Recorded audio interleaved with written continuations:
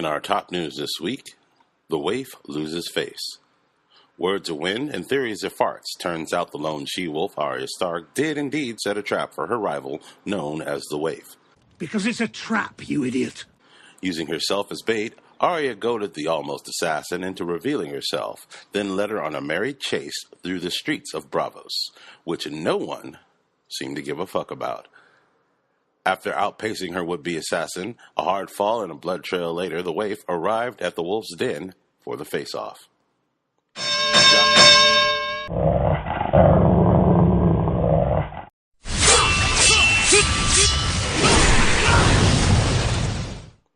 Jaqen H'ghar, High Overlord of the Faceless Men, when confronted by Arya for sending the waif after her, admitted the deed and seemed proud a girl survived.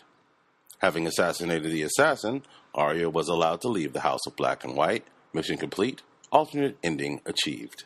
Violence in the Red Keep. Faith militant leader Lancel Lannister and a small contingent came to give orders to former Queen Regent Cersei Lannister. That didn't go over too well.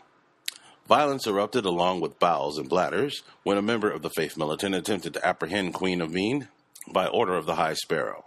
Sir Robert Strong, a.k.a. Gregor Clegane, a.k.a. the zombie mountain that rots, was forced to intercede, removing a militant's head in the process. I choose violence.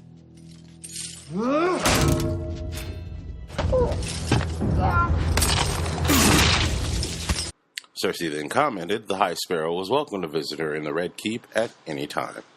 Yeah, that's a no, Cersei. Clegane Bowl cancelled. Hot on the heels of the Headless Militant incident, King Tommen issued a royal decree banning trial by combat throughout the Seven Kingdoms. Bad news for Cersei, as her unbeatable zombie mountain would have cleared her of all charges.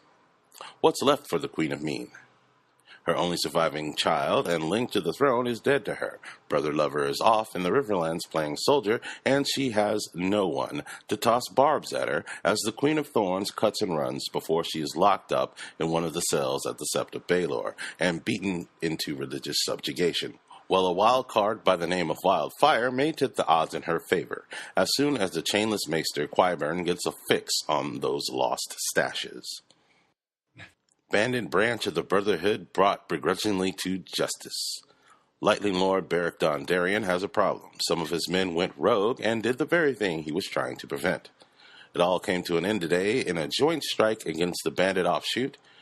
Working with former Kingsguard Sandor the Hound Clegane, Beric and Thoros of Myr rounded up a few and hung them. Or is it hanged? I'm never too clear on that one.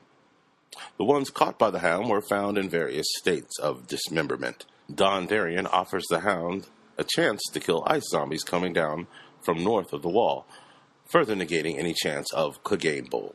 The Hound was later seen pulling out a fake penis to take a leak. No further information or interest on this story. Siege at Riverrun broken by baby. Edmure Tully, Lord of Riverrun, gave up his ancestral seed when the Kingslayer showed that he still has claws even though he's missing one of his paws.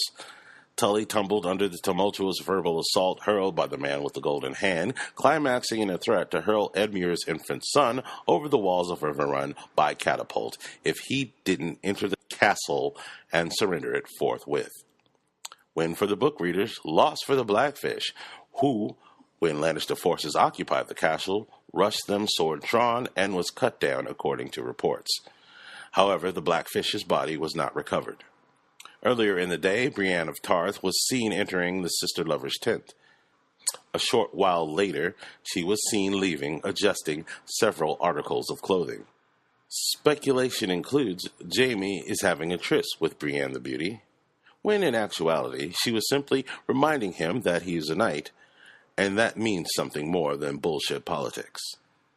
Perhaps this may sway the Kingslayer into fulfilling an oath he made to dead matron Catelyn Stark to protect Sansa, compelling him to take his armies further north to stomp out the Bolton treachery once and for all. Or maybe just kill the phrase. Because fuck the phrase. Battle at Meereen. I walk into a brothel with a honeycomb and a jackass. Oh wait. War strikes again in Meereen as the Masters launch an all-out assault from the sea. Curious, as this happens soon after the Master of Whispers, Lord Varys, leaves on a secret mission.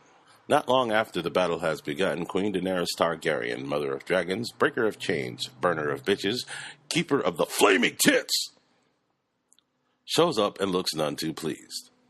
Will she unleash all of her dragons upon the Masters? Or just let Drogon do all the work?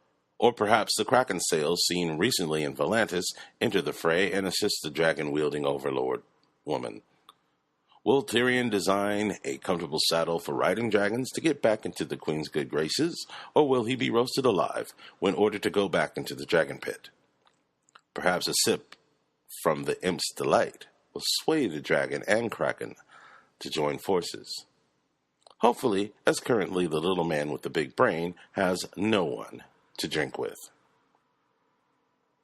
That's our news for this week, but get ready to rumble, as Bastard Bowl is happening in just a few days.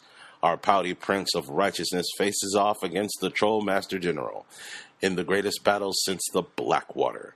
At stake, the mighty castle of Winterfell, long a northern seat of power, steeped in magic and mystery. And don't think we overlooked Ramsay attempting to goad Jon into a one-on-one contest, and it appears he didn't take the bait.